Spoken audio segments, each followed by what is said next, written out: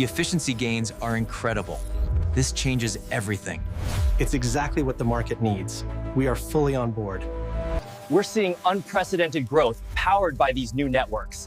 It's time to turn the buzz into business.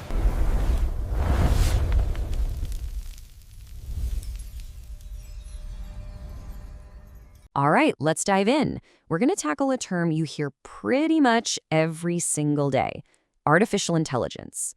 But what is it really, Let's figure this out together. I mean, what if your phone could finish your sentences for you? Or, your car could just drive itself?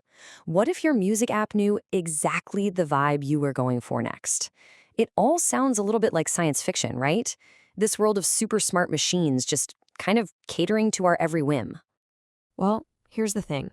That world, it isn't some far-off future. It's right now. You're already living in it. In fact, you're probably interacting with artificial intelligence dozens of times a day, and you might not even know it.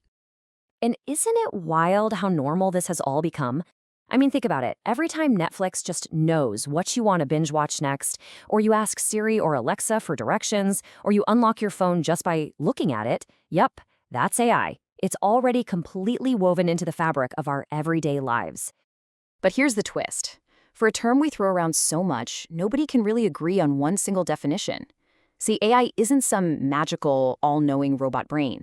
It's more like a giant toolbox, a huge collection of different technologies, all trying to get machines to act in ways that, that we would call intelligent. So let's unpack what that actually means. Okay, so to really understand artificial intelligence, we gotta back up a step and ask an even bigger question. What even is intelligence? How do we draw the line between how we think and what machines can do? So for us humans, we learn through experience, right? We touch a hot stove once, youch, and we learn our lesson. We observe, we adapt, we figure things out. But machines, they don't experience anything. They learn mathematically. They just crunch, just oceans of data to find patterns. We're talking about tiny, subtle connections that a human brain could never, ever spot on its own. So here's the key takeaway. When we talk about AI, we are talking about a system that mimics intelligent behavior. It's not trying to be human. It's trying to be useful. It just takes in a ton of data, finds the patterns, and then uses those patterns to make a prediction or a decision. And the cool part is it gets better and better over time. This idea of intelligent machines, it's not new at all. It's actually an ancient dream people have had for centuries. But it really took this modern explosion of data and, frankly, just raw computing power to finally make that dream a reality. So the modern story really gets going around the 1950s.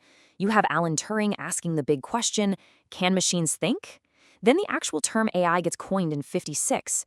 But, the early excitement hit a wall.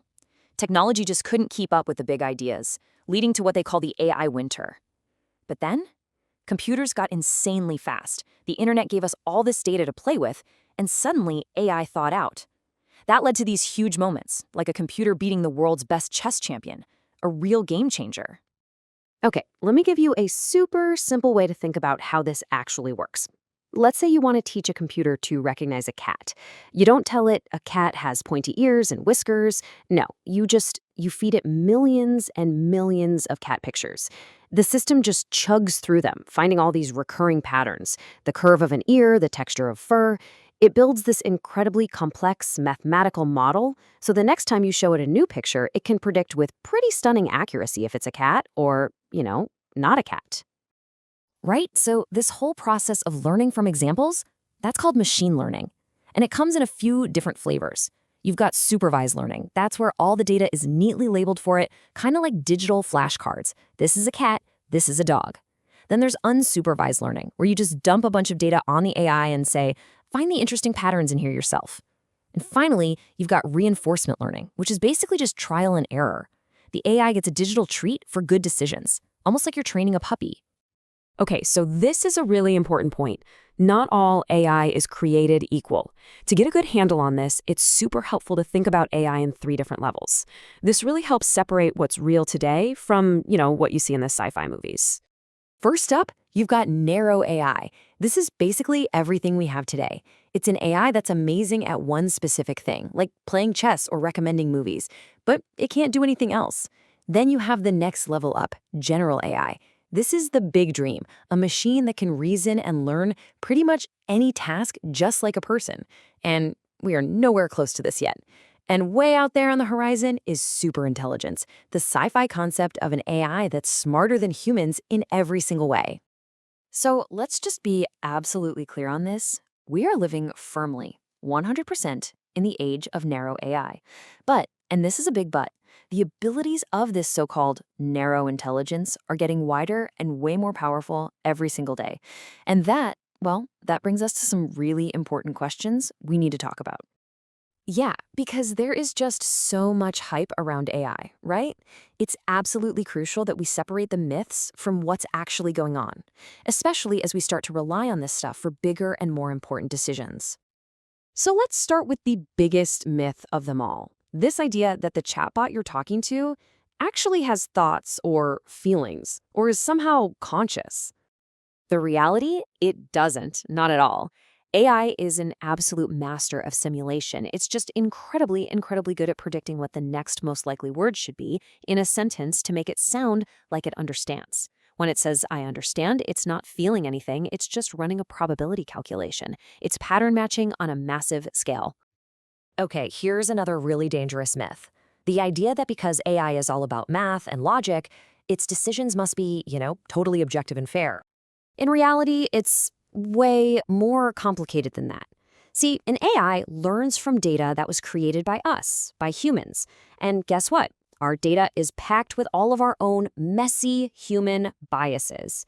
So if you train an AI on historical hiring data where certain groups of people were discriminated against, the AI might just learn to repeat those same exact unfair patterns.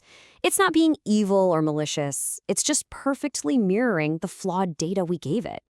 And this forces us to wrestle with some huge questions, right?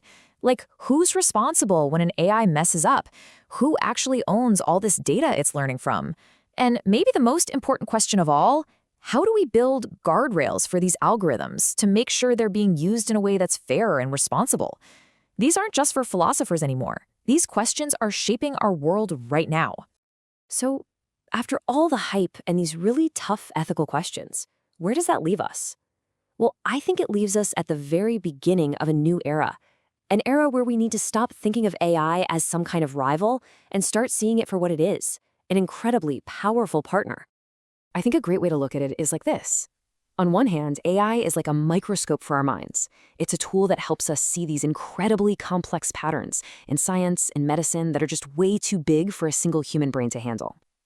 But on the other hand, it's also a mirror. It reflects back at us our own creativity, our own biases, our hopes, and our fears. In a way, it shows us exactly who we are.